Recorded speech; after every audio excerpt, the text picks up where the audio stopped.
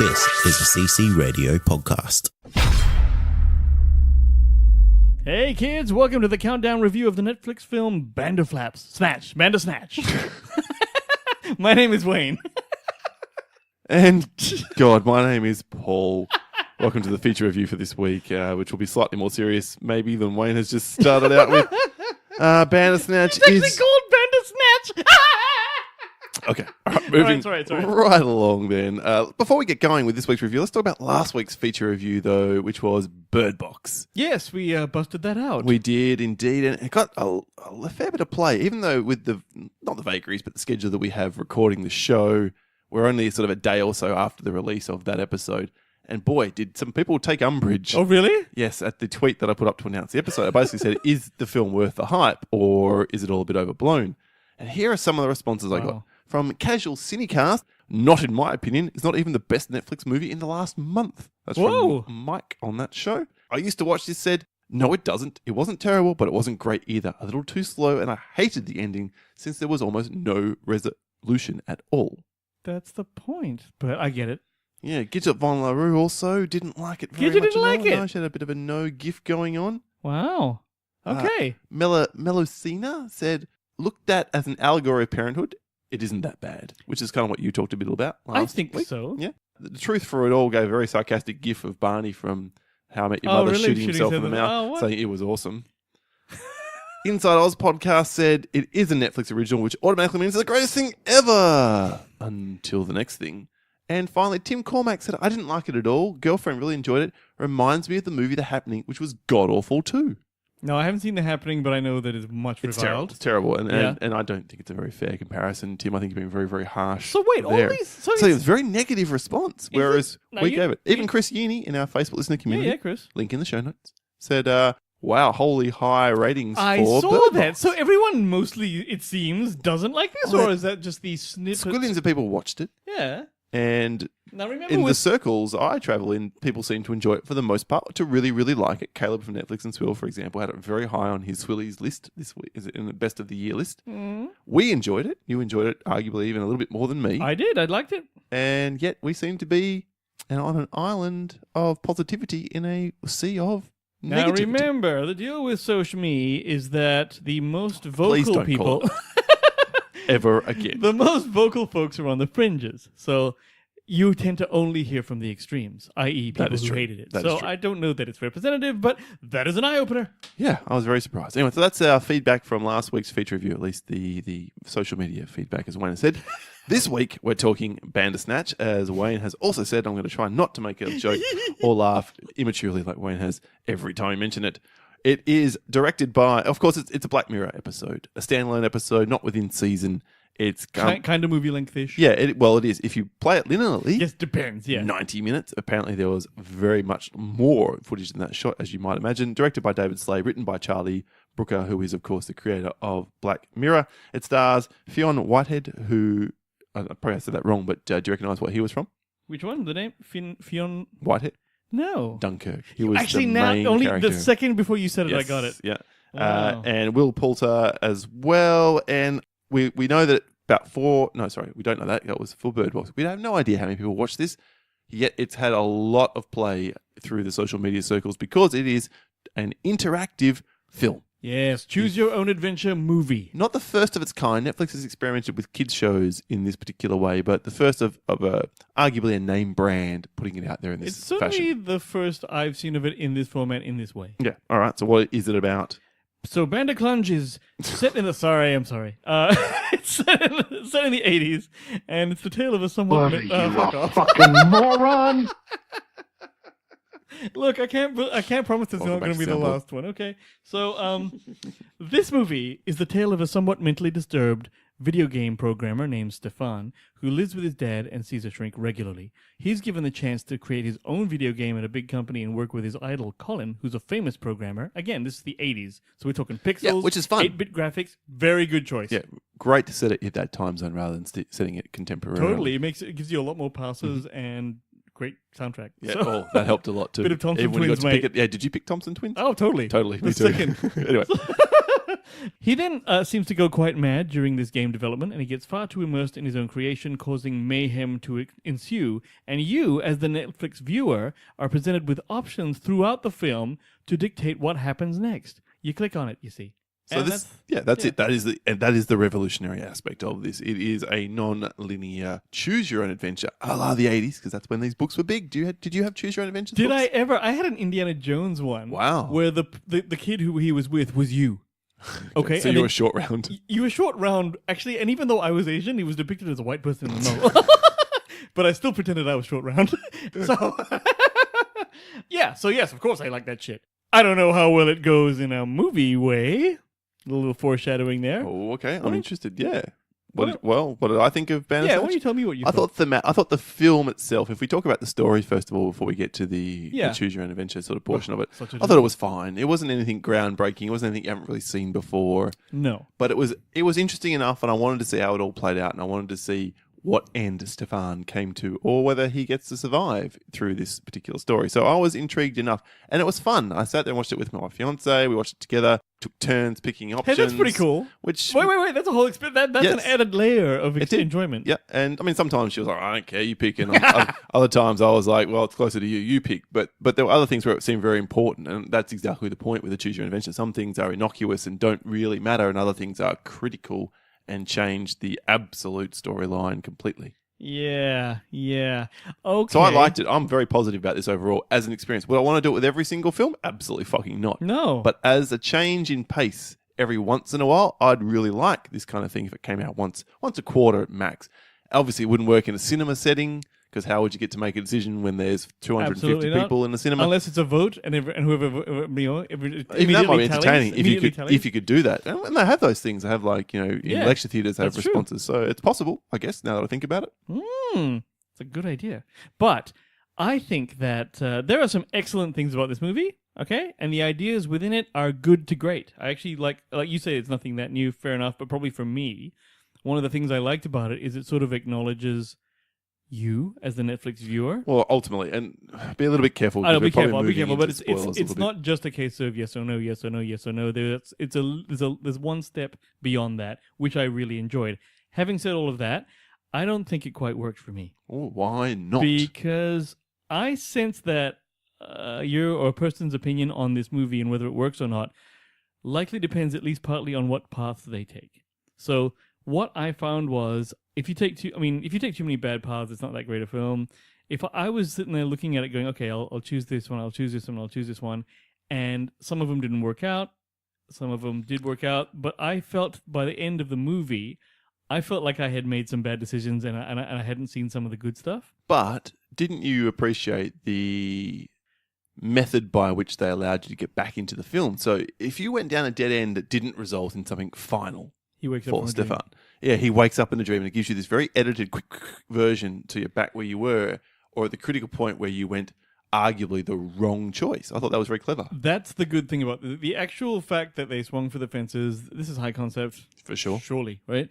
And they went ahead and did this. And I'm sure technically this is a very hard thing to put together. You have to have these... Yeah, apparently they shot 5 hours of footage. They would shot... Because they had to cover all these potential narrative parts. Exactly. And it becomes such a clever meta commentary because he's trying to develop a game where you have choices and covering all the potential possibilities. And they're effectively saying, we had to do this too. Which means all their process trees and stuff that he drew, they drew. They drew very all that cool, stuff. Yeah, right? I thought that was great. No, I love the idea, right? But I think it's not... This technology is not quite there yet, or this movie didn't quite do it right. Because when I was looking through it and I actually went back. I actually went hard into this. I did the one that I did, then I went back and made all the other choices. Spoilers to talk about where you got to. Absolutely. And I also just didn't do something sometimes and just saw what happens. And, some things, no matter what you choose, it works out the same way. Just to let you know that. Right? Of course. Some things are incidental and don't matter. Yeah. But there's one bit or a couple of bits where instead of getting two choices, you only get one choice. What's the point of that exactly? Well, I suspect that's because you have already gone down a different pathway and used that opposite alternative. Possibly yes, possibly no, but I've had the two same choices before. And I'm like, I'll just choose the other one this time. So I'm not sure. Well, exactly. Yeah, so but if you're not going to give you a choice, then just bounce it out. I don't know. Well, no, but if you've done it before and you've round back at the same place, well, you're smart enough. It is. It's not complex. It's just interesting, and it's a great idea, But like I said, I just don't think it's quite there yet. Well, whereas I thought it was bold, I thought it was fascinating, I thought it was very clever. So it's absolutely a recommendation from me. Okay, cool. All right, well, let's hit the spoiler button and get into the spoiler side of things. It's not a recommendation from you? It is, but only barely is to check out the technology. Not so much for the movie. All right, there you go. Wayne being harsh as all fuck.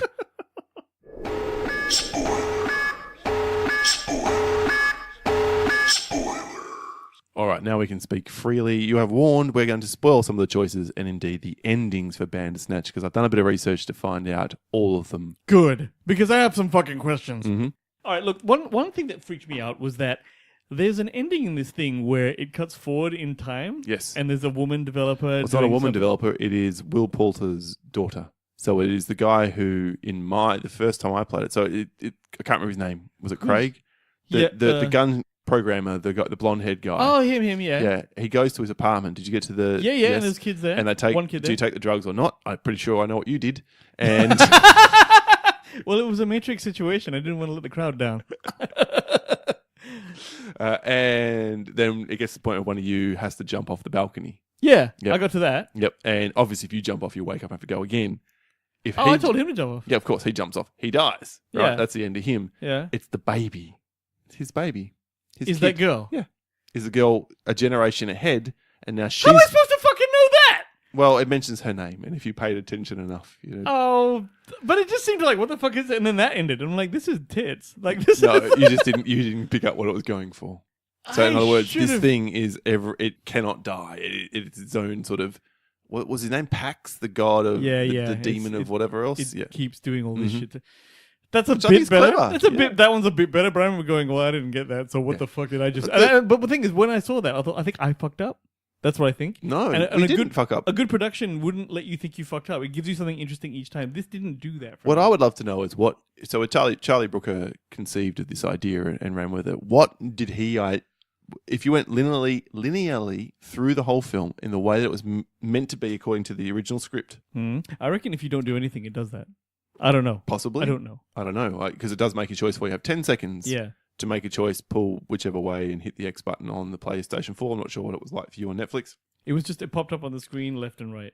Yeah, okay. So right. So that type of thing. Apparently it works in almost every platform except like... Apple TV. Apple TV, yeah, and Nintendo Switch or something or other. No, maybe I'm making that up. Maybe I'm getting mixed up. But anyway, yes, it works on most platforms.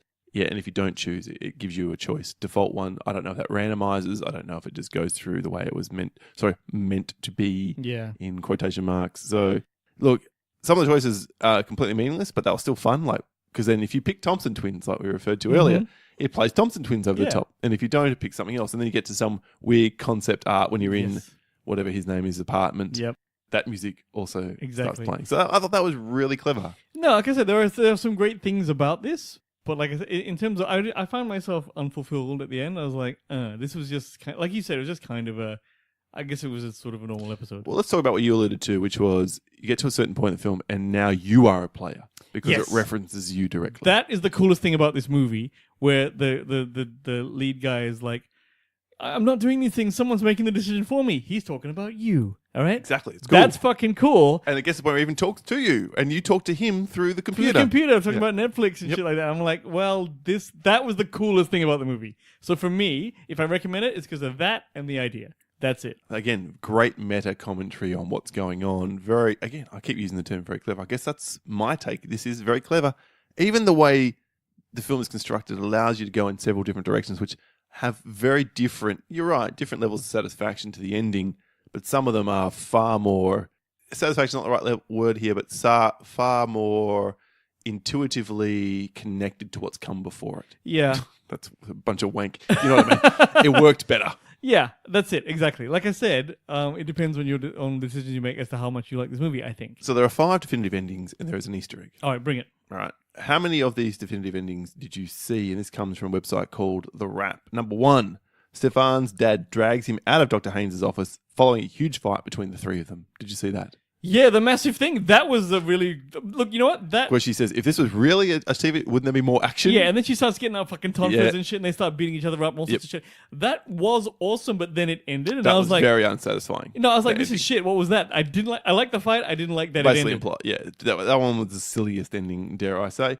I didn't see this one. This is the only one I didn't see. Dr. Haynes' office is revealed to be a movie set. I saw that one. Yeah, it says when you choose to not fight her, or you do fight her and then choose to jump out the window. Yeah. Cut. You're not supposed to jump out the window there. Exactly. That's what happens. The director comes on.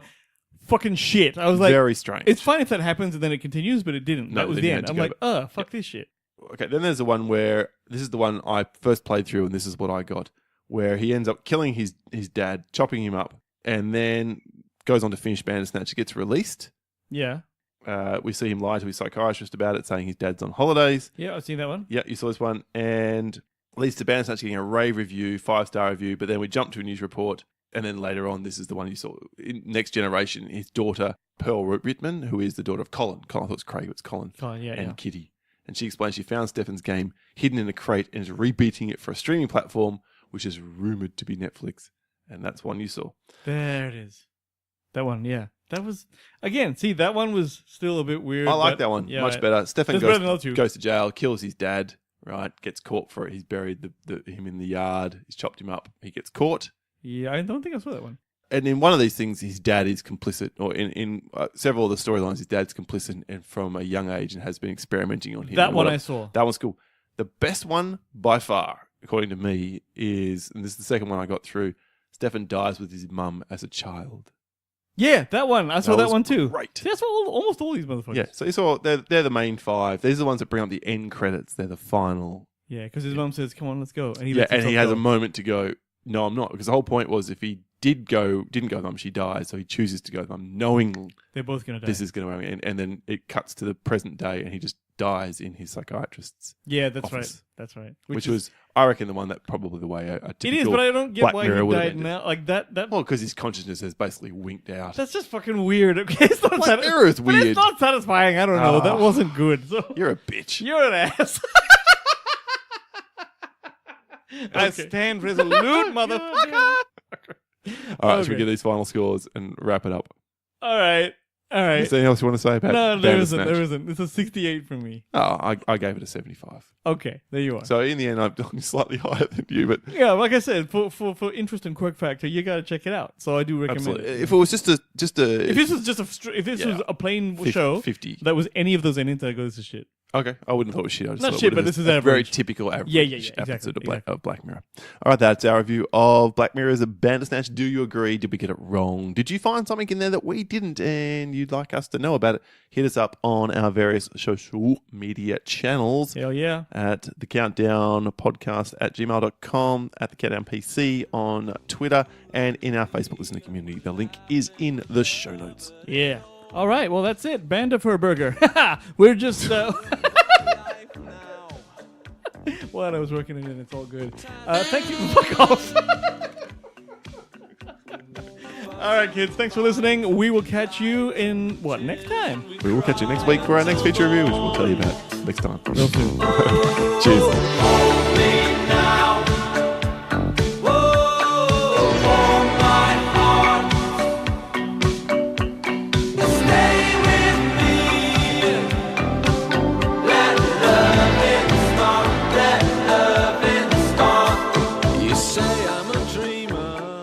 No soundboard today. Just going to leave it at that. Nice. You're welcome.